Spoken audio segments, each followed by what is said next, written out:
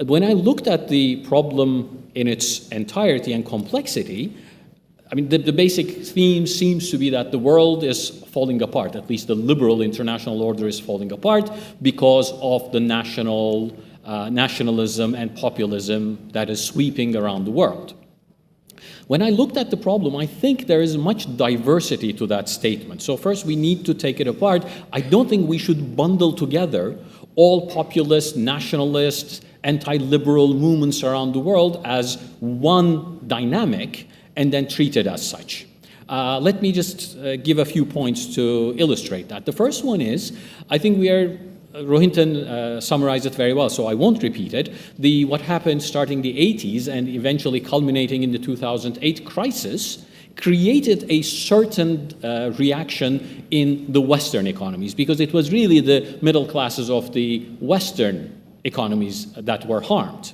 So there is that economic element, economic illiberalism sort of tendency coming from the West. But in countries like mine, or in India, or other countries I go to, I really don't see this economic reaction, the economic dimension of the illiberalism. I mean, nobody, even Russia isn't talking about leaving the WTO. Turkey is not questioning the WTO.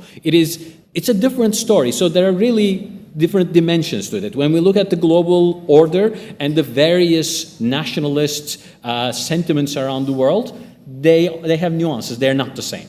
So let's not bundle them together and make a complex problem even more complex. The second thing is there is also diversity among elite perceptions. I read a lot because of what I do. I follow the financial press, the economic press, and you talk to them. 2017 was a great year. It's synchronous economic growth around the world, and there is no fear of inflation for some time. 18 is supposed to be similar, so we're doing well.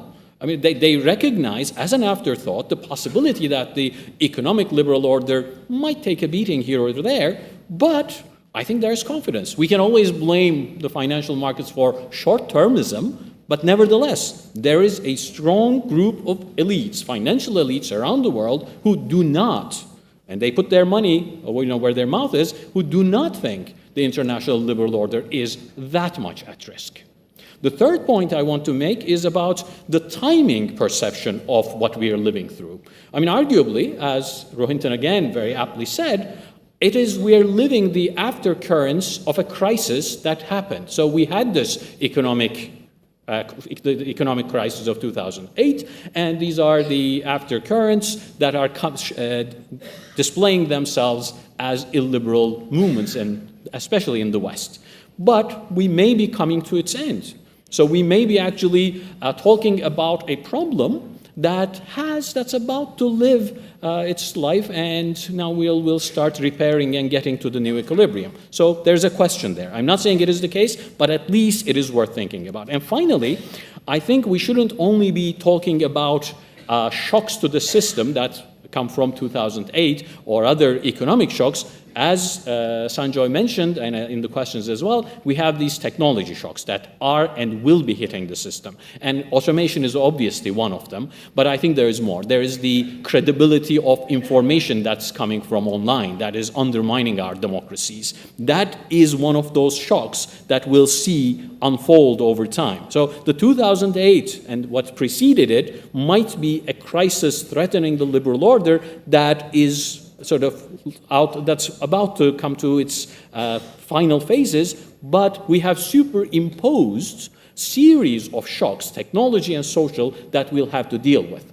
Just a final thought. So I tried to create some uncertainty about this dominant theme of the liberal global order being under threat. Let me just try to unite it under one theme. I think the basic problem is, and I think the title captures it very well, is if you have these disruptive transitions, and we have in technology and economics around the world these series of disruptions, you either adjust your ideas and institutions, that's the adaptation flexibility of it. If you don't do it, then you leave it to the idiom, that is the politics, to deal with it, and you give it the sort of free area, and that is the breeding ground for populism and nationalism. So I think what we did when the economic crisis hit, we weren't ready for flexibility in our ideas and institutions, especially in our market purism, and especially in the purism of globalization as we understood it, in the sense that we thought it had to be across the board,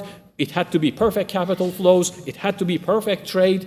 Those can be calibrated, and that is where the flexibility comes in. So I think we will have transitions, we'll have one after another. It's a matter of getting the flexibility in ideas and institutions if we want to save our democracies from the idiom of populism.